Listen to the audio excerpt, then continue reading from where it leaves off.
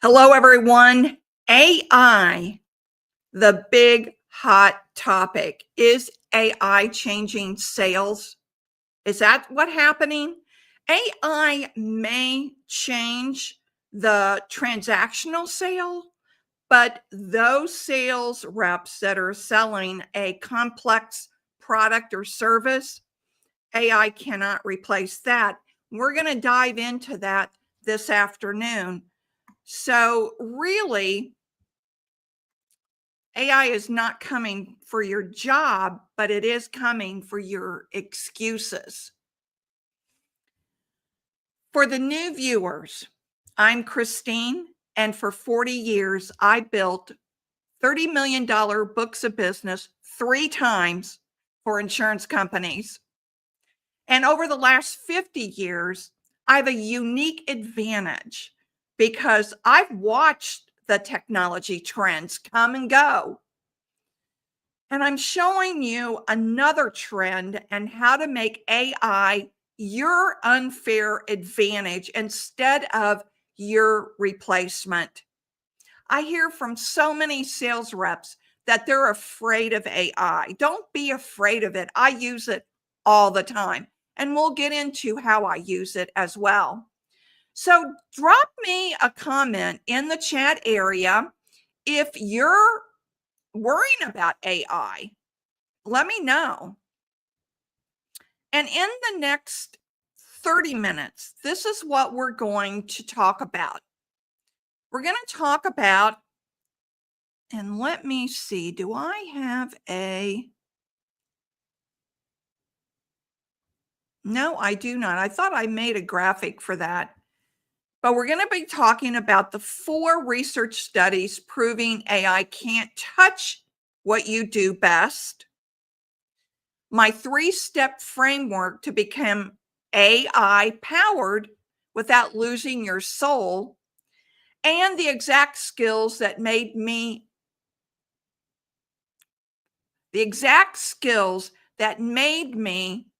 in my sales coaching business and in my other business, which we haven't talked about, why AI makes him more valuable, not less valuable. But first, let's talk about this. Type 1 in the chat if AI makes you feel like you're falling behind. Type 2 if you're excited but confused about how to use it. Type 3 if you're secretly worried it might replace you. All right, just go ahead and put that in the comments. So let me tell you why this topic is personal for me. As I said, I've watched technology trends over the past 50 years. I've been selling for 50 years. Yep, I started when I was 19 years old.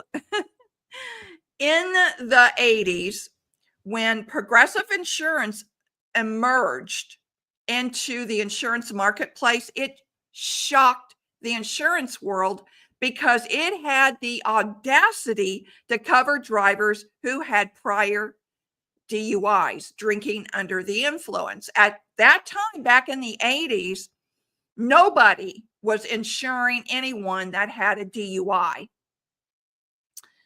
It was considered uninsurable. Can you imagine that? This just blew up in the 80s when Progressive came forward and did what everyone thought was audacious. It would never work, and Progressive would soon close their doors. Well, that didn't happen. But the more audacious thing that Progressive did was sell direct to the customer and bypassing insurance agents. They were the first company to sell direct to the consumer. There were lots of hand-wringing going on during the 80s because they were predicting that insurance agents were going out of business. Their days were numbered. They would be eliminated from the workforce. Well, that never happened. Then came the internet and online insurance quoting platforms. All over again, hand-wringing. Insurance agents were expected to go extinct because of these online quoting engines that was taking place. Again, that never happened either. You see, I've watched these trends over my lifetime as a corporate insurance sales rep, and none of it happened. So here we are in 2025, and everyone is in fear that AI will replace them. So hold on, just hold on for a second, because the fundamentals of great selling never change. They don't change. New tools come and go, but the ability to connect, listen, to guide someone through uncertainty, that's timeless, and it always will be. 11 years later, after I left the corporate insurance world, I've coached hundreds of sellers to build their own multi-dollar books of business. Matter of fact, I'm doing a series on this on YouTube right now. Episode 1 is out. And when AI exploded onto the scene, even I had that moment of, wait, is this the thing that finally makes me obsolete? So I did what I always do. I studied it, I tested it, and I won't say I mastered it, but I'm a lot better than I was in the very beginning. And here's what I learned. AI doesn't replace great sellers. It exposes the mediocre ones. I'm going to show you how to be great with AI. Now, I'm not an AI expert, but from a sales standpoint, there are certain ways you can use AI to make it your edge. And that's what I want to show you how to be great at. All right. Before we go further, would you comment, have you ever used AI for sales yet? Are you using it at all? I would really like to know. And as I said earlier, I do use AI, and I'll show you how and when later in the live stream. All right, so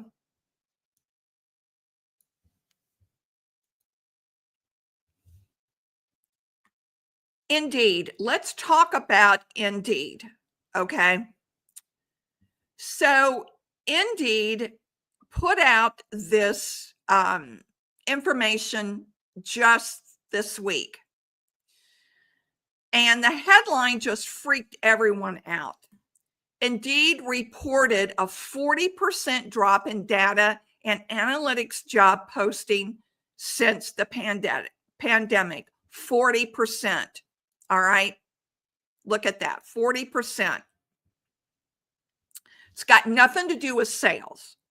Those low-hanging fruit jobs will get impacted by AI. Those jobs that are repetitious all the time, that you don't really need people to do those jobs. Those jobs will be replaced by AI. But as I said, those jobs weren't selling jobs. They were task-based roles, data crunching, report building, research.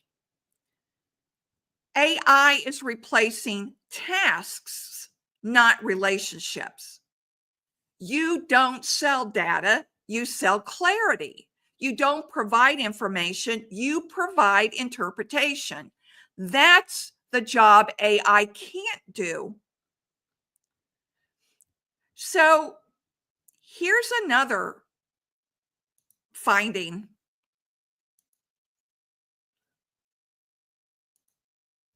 This was by PwC study. They surveyed 4,000 B2B buyers and found something stunning. They trust a conversation with humans 5 times more than AI generated content. 5 times. Why? Well, because buyers don't buy from the smartest rep. They buy from the one who makes them feel safe. They buy from the one who they connect with. And AI can't replicate that. AI can't read the room in a meeting. They can't adjust tone mid-conversation. They can't sense hesitation. AI is knowing. They cannot know when to push and when to pause. That's your superpower. So if this is landing for you, would you hit share so other sellers can see this? Now, here is another statistic. McKinsey reports, after studying thousands of sales reps, that top performers use AI 44% more than low performers. But, and this is critical, they use it differently. Low performers use AI to sound smart. Higher performers use AI to get smarter. Higher performers use it for prepping calls, researching prospects, drafting outreach templates, and analyzing objection patterns. I use it for the same thing, but they never let AI have the conversation for them. I never send out an AI email. I never write an AI post on LinkedIn or in other social media platforms. I never do it. I'll use AI to do some research on a topic, but my posts are not AI written. I use AI as an assistant, not a replacement. And keep that in mind. So here's another finding that I thought was interesting.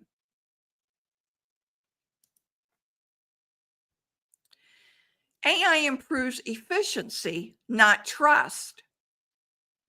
So trust scores unchanged despite AI adoption, according to Gartner. Gartner found that sales teams using AI saw higher productivity, better forecasting, and faster deal cycles.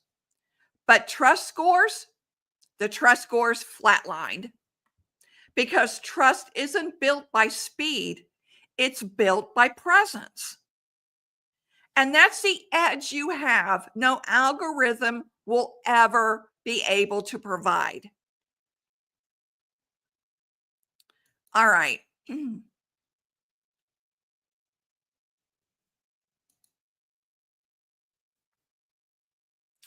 So AI cannot replace emotional intelligence.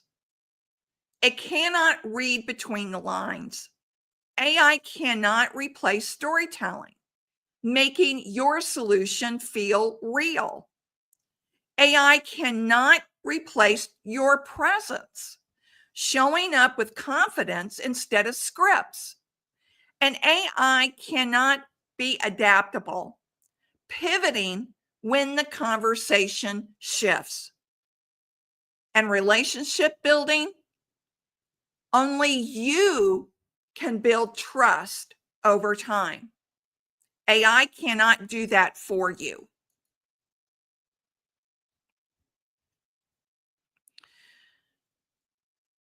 AI, think of it this way, AI improves your tasks. You improve your outcomes. Let me tell you about one of my clients, and I'll call her Maria, who was using AI to write all of her emails. Her open rates went up, but her reply rates stayed flat. Why? Because her emails sounded like everyone else's. And when she learned to use AI as a draft tool only, then personalized it with her voice, her insights, her questions, well, it changed her response rate. That's right. It changed her response rate, and she started closing deals within 90 days of me working with her. AI is just a tool. It is not designed to replace you in every area. And if you want that to happen, then you'll be replaced. So you use AI as an assistant. All right, now here's some things I do, okay? Again, I've said I'm not an expert on AI. And the tools I use is ChatGPT, Claude, and Grok. Those are the three tools I use. And I'll go back and forth on ChatGPT and Grok on their subscriptions, but I really like Claude the best. Thank you for agreeing. I appreciate that. Peak Live, thank you. Yes, thank you very much. So before a call, I feed ChatGPT the prospect's LinkedIn, the website, and recent news. And then I ask what challenges might they be facing. I let ChatGPT research that for me. And then I get back 3 to 5 talking points. That's something I do before a call. Now, obviously, I use ChatGPT for the research for this podcast as well. I wanted to dig down into the research, and it's just much faster when ChatGPT can do it than me take the time myself to do the research. But I do check the research, though. I do that. And then after the call, I paste my notes into AI and I ask, what did I miss? What should I follow up on? All right. I get an opinion from my assistant in ChatGPT 5. And then I draft a recap email. Then I give it to ChatGPT and I said, clean this up in my voice. And even when I read back the email, there are many times I'll go in there and I'll change things in that email that I don't agree with that ChatGPT said. The other thing that has really been valuable to me is I ask it to look for patterns. I ask it to look for patterns with that particular prospect. And I want to encourage you to do that as well. When you can look at patterns, you can start seeing things in different eyes from a sales perspective. Okay. Now, for objections, I log every objection I hear. And I ask AI, what pattern do you see in these objections? Now, I'm doing that because I'm looking for better responses for myself and for my clients.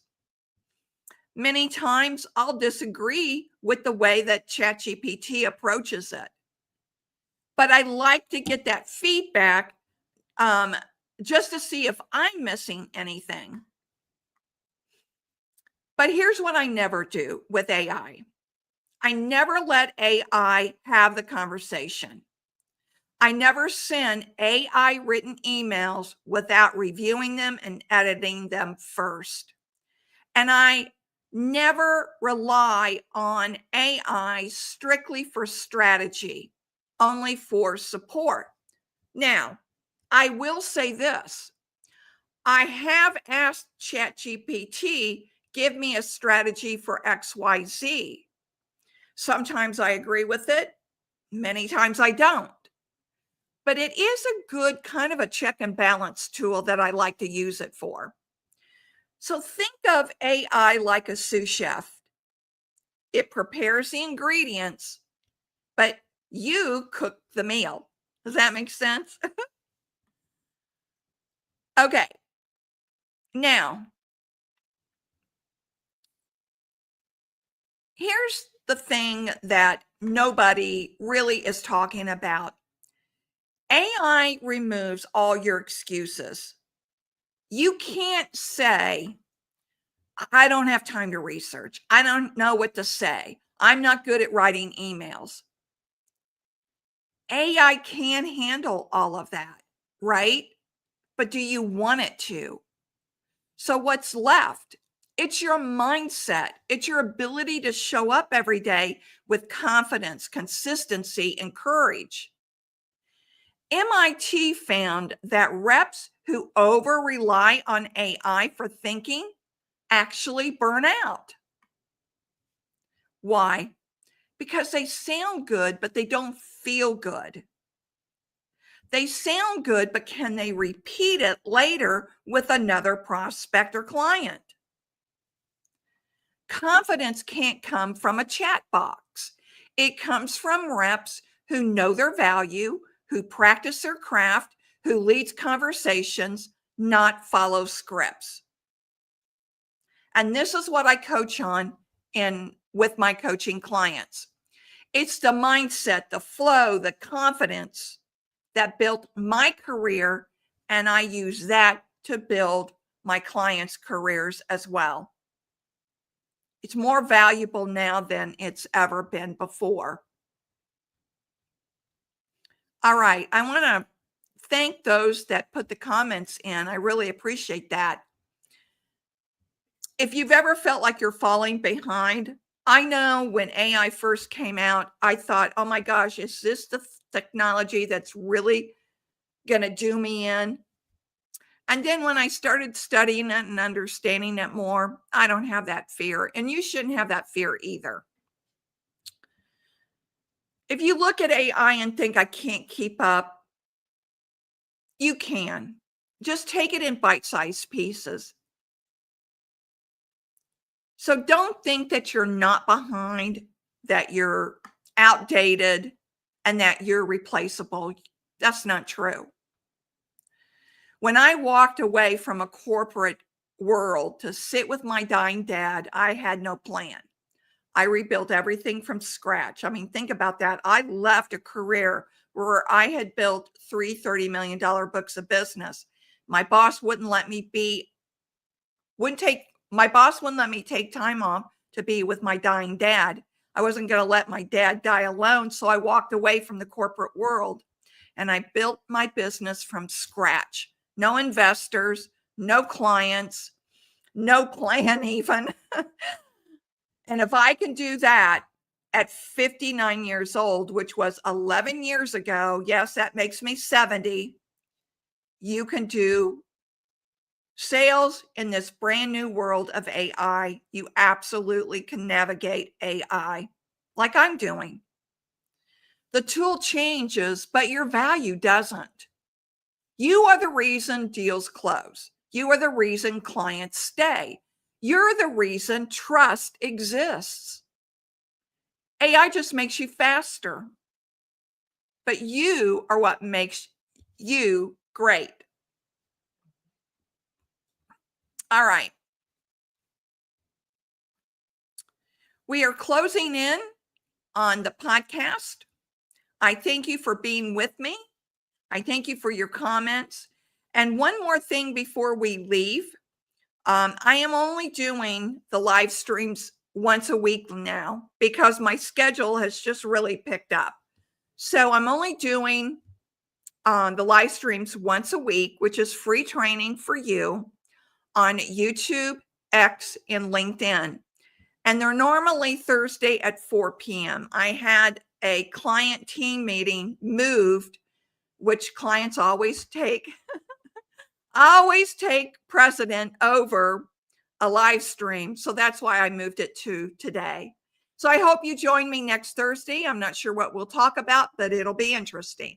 And until then, remember, stay savvy. Bye-bye.